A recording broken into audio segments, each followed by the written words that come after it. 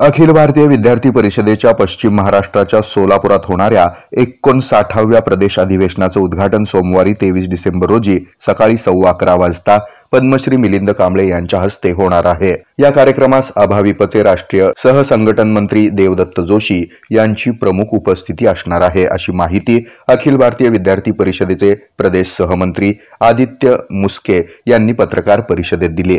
सोलापूर येथील हरिभाई देवकरण प्रशालेच्या प्रांगणात 23, 24 आणि 25 डिसेंबर दरम्यान हे अधिवेशन होणार असून या प्रांगणास पुण्यश्लोक अहिल्यादेवी होळकर नगर असं नाव देण्यात आलंय।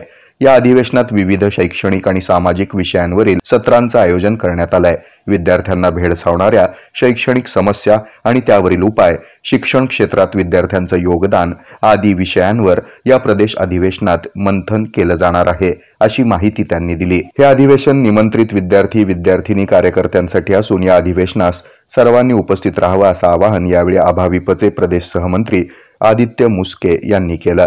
या पत्रकार परिषदेस प्रदेश अधिवेशन स्वागत समितीचे सचिव सुहास जोशी, महानगर मंत्री यश उडाणशिव, प्रांत जिज्ञासा संयोजक रजनी गायकवाड आदींची उपस्थिती होती। हे आहे मेट्रोकास्ट केबल नेटवर्क आणि आपण पाहत आहात द न्यूज